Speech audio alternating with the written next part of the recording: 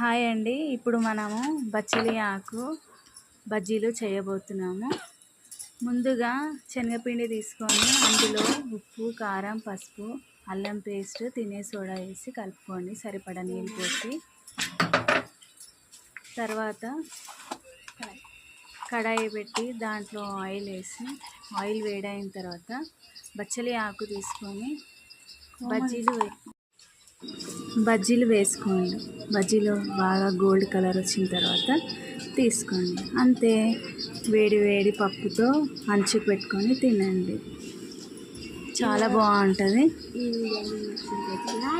ఈ వీడియో మీకు నచ్చినట్టయితే లైక్ చేయండి, సబ్స్క్రైబ్ చేయండి, షేర్ చేయండి, కామెంట్ కూడా చేయండి. థ్యాంక్ యూ అండి. Thank you so much. ఇంకా నేను ఇట్లాంటివి చాలా చేయాలనుకుంటున్నాను. మీరు నాకు సపోర్ట్ చేస్తే ఇంకా నేను చాలా చేస్తానండి. ఓకేనా? థ్యాంక్ యూ అండి.